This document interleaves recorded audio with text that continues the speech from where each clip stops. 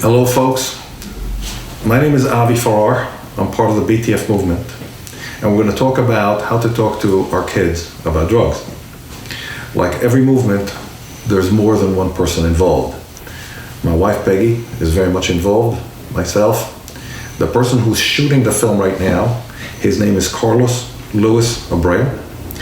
Carlos is the person who helped us when our son Ben, right after he died in a memorial service. Actually, we've done two. Carlos was the person filming it. Carlos, we're very thankful to you.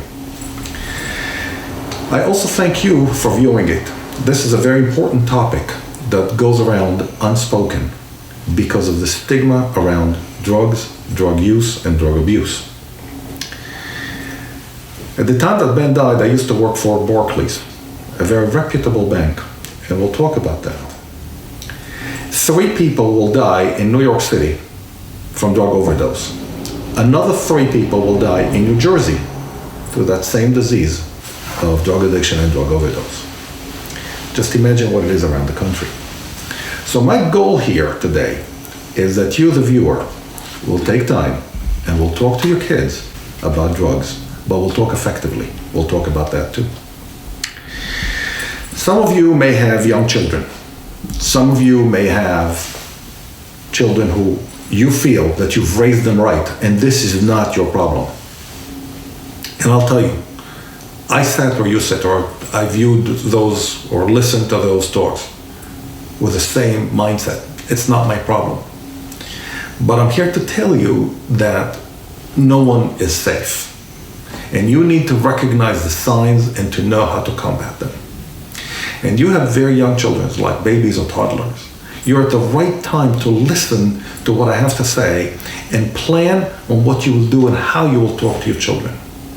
With this, let's get started. So the agenda is very simple.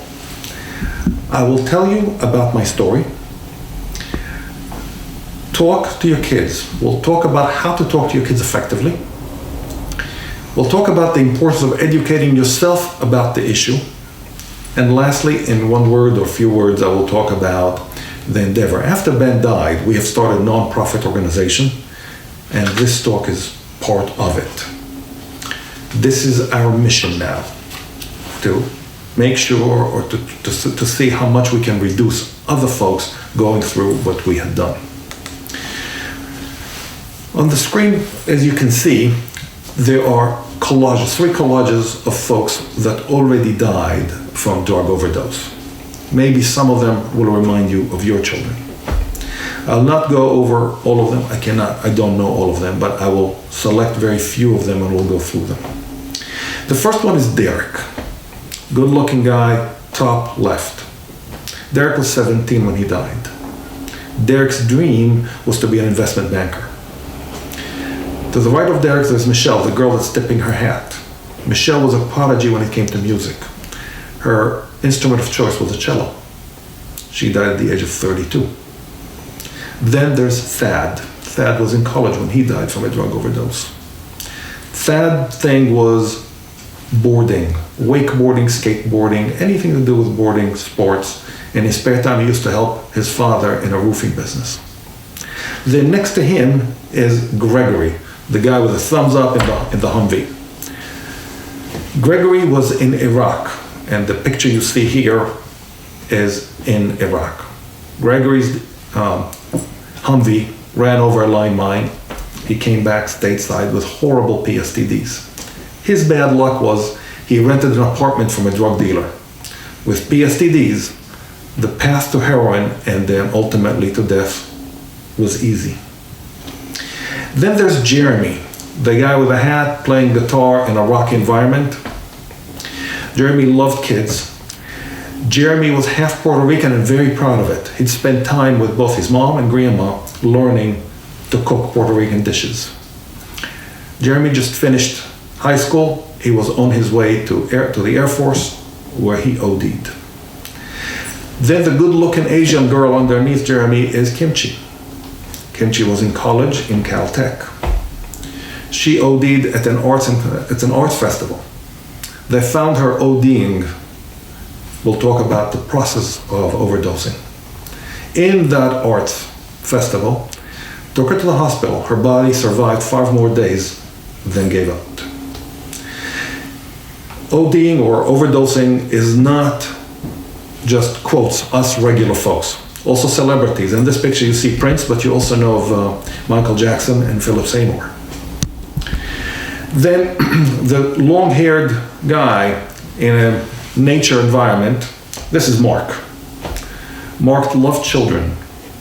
Everybody said how great of a guy he was, but he went through multiple operations and he was suffering from chronic pain.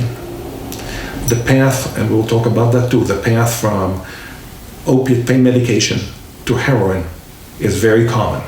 He ended up leaving a wife and a young son by the name of Maxwell. Then Michael, the guy with the red shirt next to Mark. Michael was also 17 when he died from an overdose. Mike's bad luck is that the dealer that he ordered heroin from did not have enough heroin to fill all the orders. So he laced the heroin that he sold to, quote, his customers with rat poisoning. When they found Mike in the bathroom, Mike was frothing in the mouth. Well, his friends alerted the other guys who ordered from that same drug dealer, and none of them died. But for Mike, it was too late. Well, that drug dealer was found, was trialed, convicted, sent to prison for 5 years. Now that guy's out. Mike's father wrote to me on Facebook saying he does not know how he can continue to live knowing that Mike's murderer is out in the street. Then there's Courtney. Good-looking girl, loved life, loved the outdoors, and heroin did not discriminate against her either. She also OD'd. Then the last picture is of my own Ben. We'll talk more about Ben. Drug overdose have surpassed motor vehicle fatalities. Please keep that in mind. None of us are safe, but I believe education could solve part of it. This is a breakdown based on ethnic background. As you can see, there are 4 graphs in here. Whites, blacks, Hispanic, and Native American. And look at the increase in overdose from drugs. For whites, it's 267% between 2010 and 2014. It's a matter of 4 years, doubled. Then for blacks, it's 213%. For Hispanics, 130%. For Native American, it's 236%. These numbers are staggering. And if you notice, there's a spike that started anywhere between 2008 and 2010. This is because more potent synthetic heroin was being introduced into the drugs on the black market.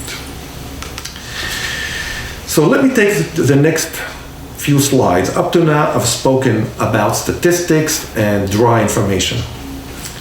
Let me take the next 2 slides and talk to you about myself. We lived in Hillsborough, New Jersey. When Peggy became pregnant with Ben, we were looking for an environment that would be good to raise our children. And we found Hillsborough, New Jersey to be a good place that has good school system. And I'd like you to think, how many of you live where you live today because of the school system? Ben came along and he was very competitive, but in a good way. What I mean by that, when he heard that somebody could dive to the bottom of the pool, he dove and dove and dove until he could reach the bottom of the pool. When he heard that a kid in our neighborhood could ride a bike without training wheel, he stayed that day until after sundown to make sure he could ride his bicycle without training wheel. And I'd like you to think, how many of your kids are competitive but in a good way? Ben was exceptionally bright. And I'd like you to think for yourself, how many of your kids you feel that they're exceptionally bright? Ben was very social. And I know not all of you have got very social kids. This was Ben's case. Ben was a very loving child. He loved his family, he loved his parents, he loved his animals. And take a second and think, how many of you have children who are truly loving children? We'll continue. Peggy was a work-from-home mom. And we talked to Ben about drugs, like I'm sure a lot of you have talked to your children about drugs. And the conversation goes as follows. Son, daughter, you're not about to do drugs, right? They're harmful for you. They can even kill you. And your son and your daughter, in the comfort of your own home, responds with, no, mom, no, dad, I'm not stupid. I don't even hang out with those people. You as a parent, you feel that you've done your job of talking to your kids about drugs. But I'm here to tell you that this was a very ineffective way to talk to your children. The reason it's very ineffective is because at the comfort of your own home, you meant every word you said, and your child responded and meant every word they said. However, the situation is totally different when they go to school, they go to the neighborhood, they go among their peers. Peer pressure is totally different. We'll come back to this point. Ben was diagnosed with ADHD. I did not know at the time that any learning disability deems the child at a higher risk for drug use and abuse. So this was just a piece of information that I was even happy about because Ben would be able to think outside the box. We were truly unaware of Ben's drugs habits until the very end.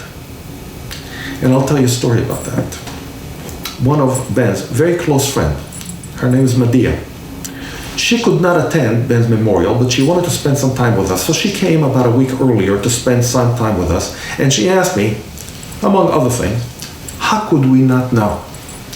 And I'm sure many of you think the same way.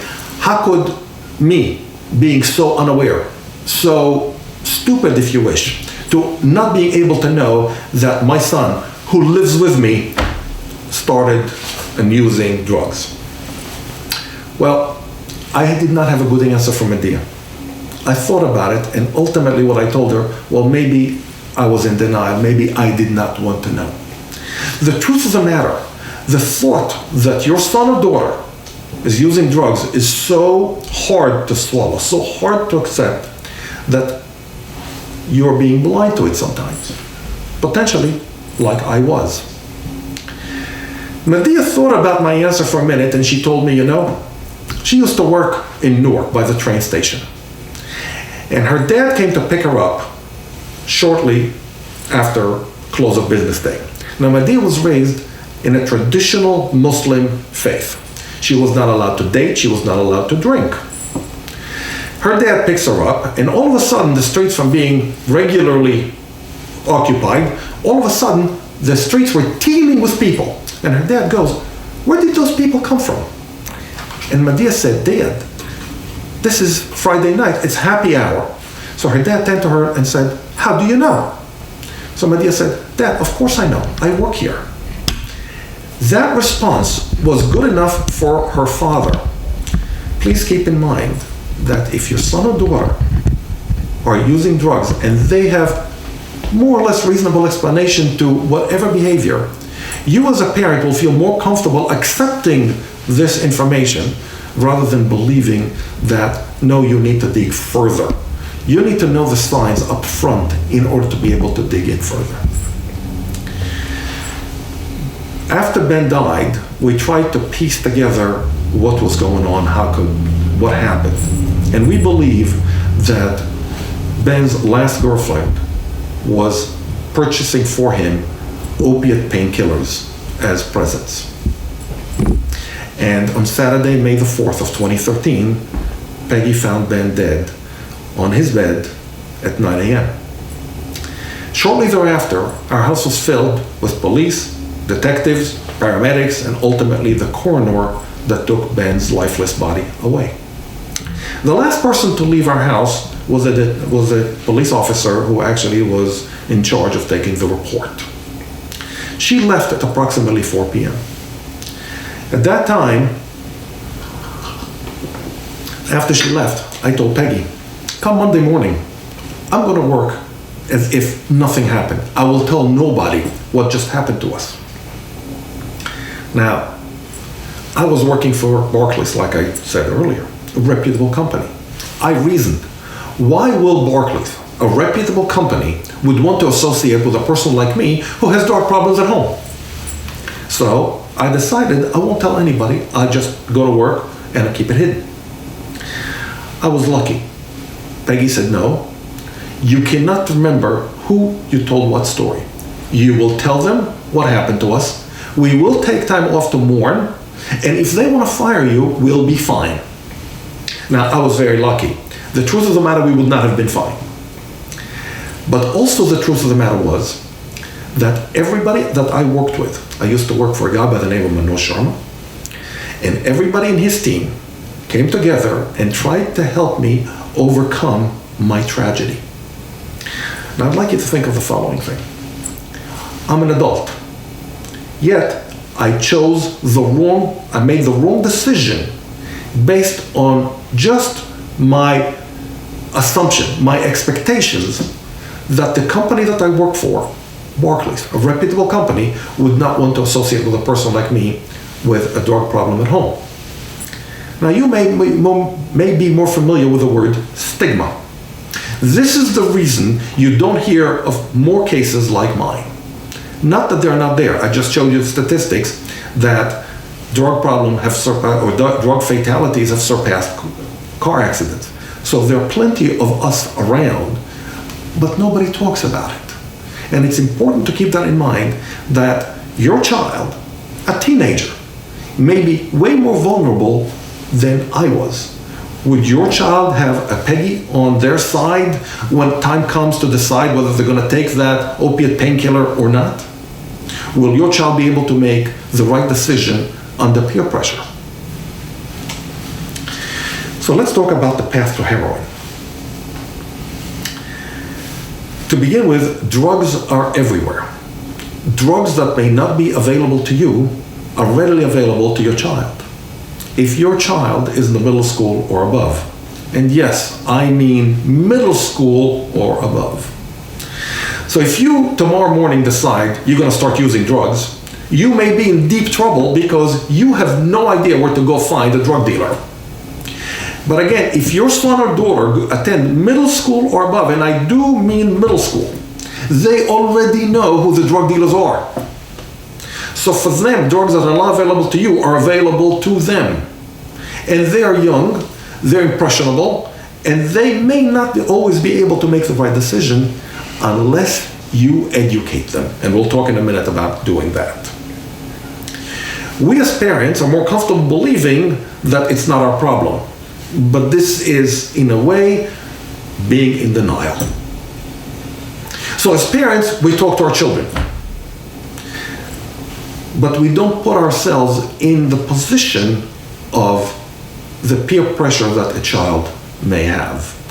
And we will talk about that in the next slide. So the path to addiction is very simple. Someone starts with opiate painkillers. They obtain it because of a sprained ankle, of a surgery, tooth extract, whatever they got, or in school somebody gave them because they have access to it, opiate painkillers. An opiate painkiller on the street costs approximately $20, and $20 is not hard for a teenager to come by. To repeat that experience with the opiate painkiller, the child may start with $20 and then end up with a $100 habit, and then all of a sudden, the child said, "Ooh, I have a problem." You as a parent, meanwhile, have no idea what's happening because opiates, which includes heroin, have no side effect in the beginning. In the beginning, when your child tries an opiate painkiller, your child feels great.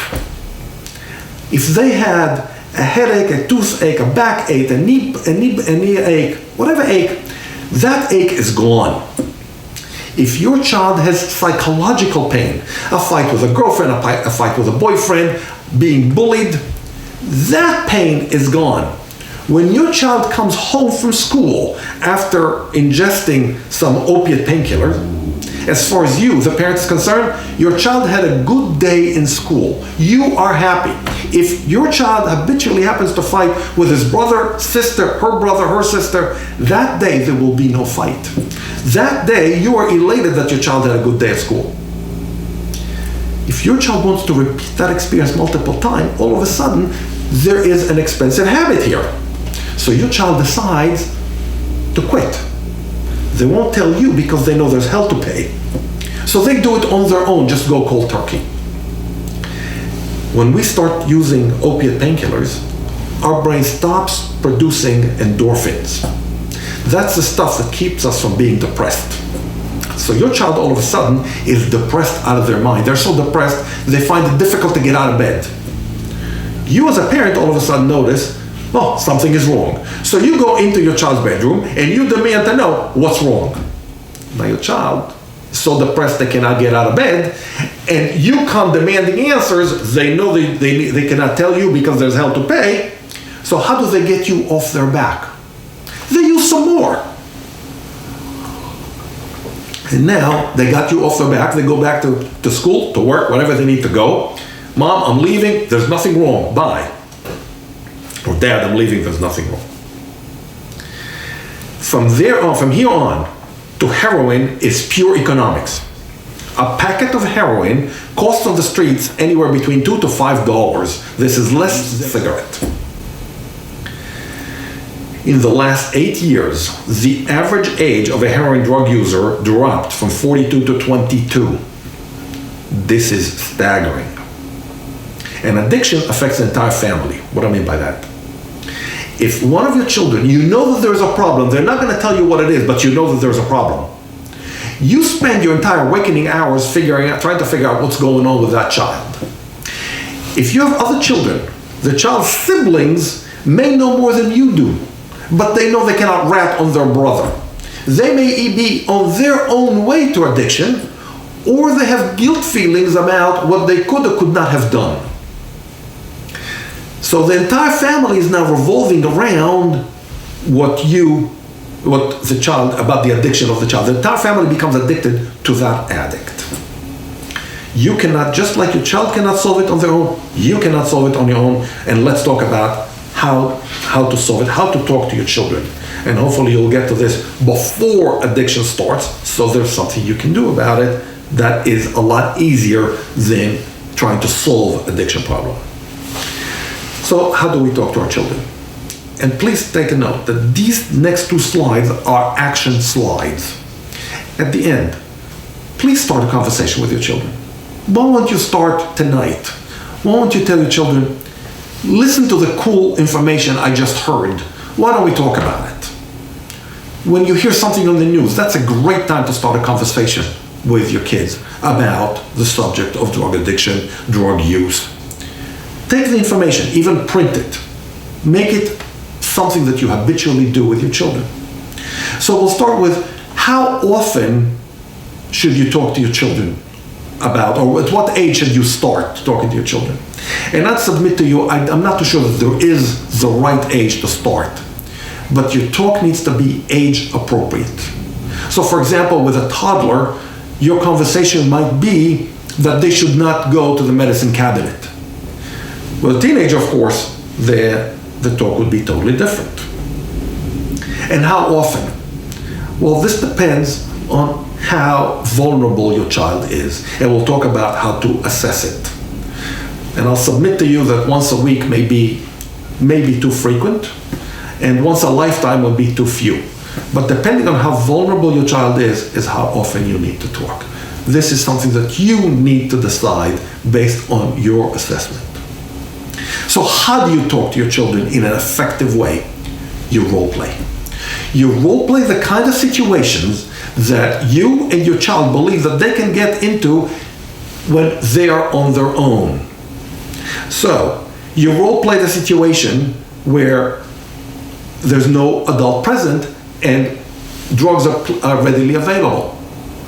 You role play with your child if somebody offers them a drink or a pill or a cigarette or pot or whatever. What happens if your child sees someone else having a blast, a terrific, excellent time? Clearly they're high, and maybe your child would like to experience it on their own. How about if someone is pushing the drugs really hard on your child? Just that person will not take a no. How does your child deal with that situation? And discuss with your child what to do when someone else comes to school or to whatever, and would like to sell drugs. Now, after Ben died, another very close friend of his, Jessica, after Ben died, I gave my cell phone to all of Ben's friends, and I asked them, please call me. I don't care, day, night, whatever time. If you need to talk to someone and you have nobody else, call me. Well, this is, I think it was a Wednesday, but I know it was a weeknight. A good friend of Ben's, by the name of Jessica, called to say that another person that I know of, I know who he is pushing drugs on her. She told him no, thank you. But he would not take no for an answer. He kept on telling her, and he named 3 other of their common friends who buy drugs from him. He told her, my drugs are safe. And not only gave her examples of people who use, and nothing bad happened to them, why wouldn't she buy drugs from him? They're good drugs. Now, not only you need to handle that situation, but my point is, kids do not rat on other kids. And if someone came to school with a gun aiming to shoot people, your child will have no problem telling you who that person is and what their intention was. But coming to school with drugs, kids know that they need not to rat on other kids. However, bringing drugs to school or pushing drugs on other people, if that child is vulnerable enough to drug use and abuse, that would be very similar to bringing a gun to school or coming with a gun to shoot one of the kids, except dying a lot slower and more painfully. Role play the situation where your child is in pain from surgery, from sprained ankle, from whatever, from basketball injury, from volleyball, some injury, and your child now is in pain. If you assess that your child is in danger, in higher risk of being drug user or abuser or higher risk of addiction, you and your child need to be on board with the fact that you need to find alternate means to alleviating the pain. Yoga, acupuncture, any of the other myriad ways.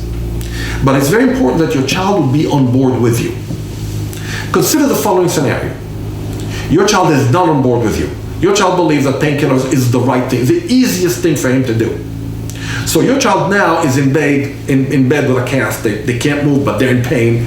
And you, mom, you, dad, say no drugs because you're at a higher risk. But your child is not with you.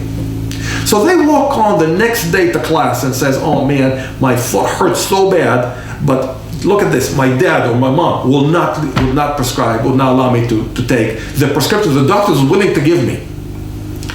At school, do you believe that one of the kids will have access to opiate painkillers?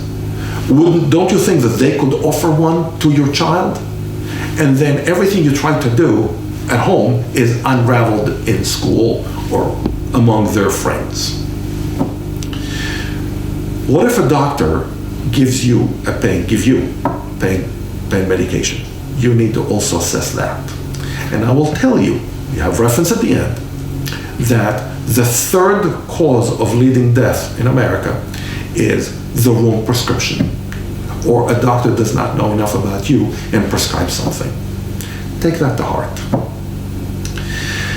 Now this is a suggestion. It's veering away a little bit from the talk about drugs. The suggestion is, let's say your son or your daughter goes into a car with someone that they know they shouldn't, but they were pressured in and they went, and there's drinking in the car, people getting high in the car, and all these talks you had with your child, now all of a sudden they kick in. And your child needs for you to come pick them up with no questions asked. Role play that situation, and my suggestion is you make a deal with your child that if they need you to come pick them up, no questions asked, there will be no questions asked. For life, that's it. If your son or daughter decides later on in life to tell you about it, that's great. But it will not come from you, and definitely no punishment. But I'd like you to role play. That needs to role play. None of what I say here can be told to your child once in a lifetime and you expect them to just remember it and that's it. Just like you don't tell your spouse, I love you once in a lifetime, and then I'll tell you when I change my mind. You keep on have to repeat that for them to keep, you need to reinforce that. Just like that, you need to reinforce the fact that these are the framework. You need to reinforce it over and over. You need to reinforce what you're talking about. I'd like you also to role play a situation where your son or daughter, your child comes to you and say, Dad, Mom, I messed up. I use drugs. I need help. If your kid does not know with 100% certainty that you're there to help them, if they think for a second that you're there to punish them, they will not come to you. And you want badly your children to come to you when they need help, not to go to somewhere else or try to do it on their own, where I'm telling you they cannot.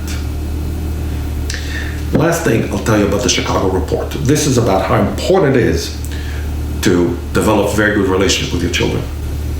The Chicago Police Department conducted a survey among kids who did not use drugs, and they asked them, how come? Despite the fact that everyone around you was using drugs, how come you did not? Today, this report is known as the Chicago Report. The overwhelming majority of the response was, I didn't want to disappoint Mom, I didn't want to disappoint Dad, I didn't want to disappoint Grandma. The people who are raising them, they developed such close bonding that they did not want to break that. They did not want to disappoint that person who is putting so much effort into their life. Next, let's ask, who is the drug dealer? The drug dealer is anyone that you know of. It's anyone. It could be a child that you know from childhood, a neighbor. It could be someone in school. There is no one picture of who the drug dealer is. Drug dealer is usually someone who started using drugs and now needs to sell the drugs that you're using to support their own habit. And remember, the drug dealer targets the most vulnerable.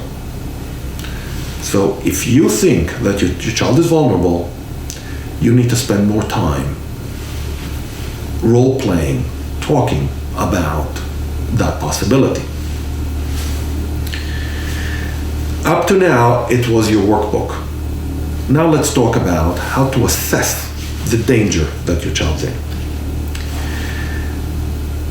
If your child has an addictive personality, what do I mean by that? If your child plays, let's say, a video game, and you can't talk to them, you can talk, but they don't hear you, they have addictive personality, or this is addictive behavior. Chances are your child's a higher risk. If your child is very impulsive, if they act before they think of the consequences, that's impulsive behavior. Potentially, this is high risk. How about if they have any learning disability? Any learning disability deems your child to be at a high risk. That could be ADD, ADHD, dyslexia, anything. If they have learning disability, they're more vulnerable. What about sleep disorder? Any sleep disorder with your child, that deems them more vulnerable. How about any social problem, being bullied, having constant fights? That deems them to be more vulnerable to drug addiction. Any mental disorder, bipolar, any mental disorder, deems them to be more susceptible to drug use and abuse. Finally, any history of addiction or any of the above in the family, a distant cousin that still deems your child more at a higher risk. So what to do if you suspect that your child is using drugs? Chances are you are right. But keep in mind that drugs by themselves are not the only cause for addiction. Let me qualify that. I do remember showing you in the very beginning that after 2008 or 2010, there's a spike in overdose. But if you think about the 1960s, during the Vietnam War, a lot of our soldiers started to use heroin like now you'd use alcohol after a hard day. They would use heroin to dull the effect of the war. And when they came back, a lot of them, not all of them, a lot of them just resumed normal life. So drugs on their own are not the full story. Your child needs to be more susceptible to addiction for it to help. Now, obviously, the more potent the drug is, the more it will tilt the scale toward addiction. If you suspect that your child is using drugs, carry naloxone. If your child has got food allergy, you'll be carrying the EpiPen with you. If you suspect that your child is using drugs, carry naloxone with you. You will need to go for training. It's on the order of an hour, 2 hours worth of training. They will show you how to administer the naloxone, and some of the training will give you your kit free of charge. What naloxone does, naloxone reverses the effect of the opium, heroin or what other opium. The process of overdosing takes approximately half an hour. During that time, the opiate, the heroin, opiate, whatever form, slows down the function of the body. That includes breathing. And ultimately, people who die from an overdose die because they stop breathing. But even before they stop breathing, after they stop breathing, the time period that you have is very short. The heart is still pumping, but for a very short amount of time. But even beforehand, they stop being responsive. This is the time to administer naloxone to reverse the drug, and usually there's kind of an effect after the naloxone is administered. The symptoms are that your child loses interest in what they were very interested before. They change their set of friends. Later on in the addiction, they will lie to you habitually. They will even steal from you. Regular mishaps will happen frequently, almost on a daily basis. A fender bender, forget this, or something during the day happens that is a mishap. They happen very frequently. Now, at this point, you are very disappointed because your child does not live up to your expectation. Please understand, this is the disease of addiction. We know that. This is what happens over and over again. So for you to expect your child to meet your expectations is not the right thing to do at this point. You need to love on your child right now. The opposite of addiction is, or the combat to addiction is love. We used to prescribe that all of us were taught that you need to shame, ridicule, punish the user. But this is the wrong thing to do. Your child needs to know that you are in their corner. You love them. You understand that they are addicts, or you understand that they're using. You need to encourage them to go to clinic for rehab. Like you take your child who's sick with cancer to an expert, a doctor. Right now, you need to take your child to a rehab clinic. Now, expect your child to be in denial. This is part of the disease. You also need a support group. You cannot do it on your own. NA and Naranon, both of them stands for Narcotics Anonymous, the equivalent of AA and Al-Anon, who stands for Alcoholics Anonymous. If you cannot find an Naranon in your neighborhood, go to an Al-Anon meeting. They follow the same steps. But remember, you cannot do it on your own. And very important, you need to protect your family. What I mean by that is, you have other children, the sibling of that child. They may have guilt feelings, or they may be on their way to their own addiction. You need to talk to them, you need to role play with them, you need to find as much information from them, but you need to protect them, especially from their own guilt feelings. They didn't cause the addiction. You need to protect the relationship between you and your spouse. During that time where you know something is wrong and you cannot figure out what's going on, but you know you need to help your child, you and your spouse would be at odds just about everything. You'll fight about breakfast even though that's not the problem. You need to be aware of it and protect it. And ultimately, you need to protect your own sanity. Please find 10 to 15 minutes for yourself to be with your own thoughts. Maybe even practice directed free association. And I know it sounds like oxymoron, but what I mean by that, one of the ways for you to think objectively of what's going on is to sit alone, maybe with a cup of coffee, cup of tea, but you're alone awake, not lying down. You need to be sitting up, preferably with a pen and paper, and let your mind think using associative thinking. Let things come to your mind, but especially directed, meaning you want to think about your child, about what to do, about what just happened. That's what I mean, but maybe that's what you want to be engaged in. And always remember, no child, no person wants to be addicted. No child says, oh, the pleasure I get from the high is so good, I don't mind giving my life, I don't mind giving everything up. That's not what's going on. We know today from research that there are dopamine D2 receptors in the front of our brain. These are the receptors that are responsible for self-control. And we know that because there's a positron emission tomography. That's how we know about it. And you have references at the end to Nora Volkow, who talks extensively about it. She's an excellent speaker. But my point to you, these D2 receptors are the one responsible for our self-control. And what addiction, any addiction, could be to food, obesity. They destroy those receptors. And that's why your child, sometimes in tears, promises you, I'm not going to do this drug anymore. And then the following day comes and they come home high. And you're so disappointed because we just talked about it.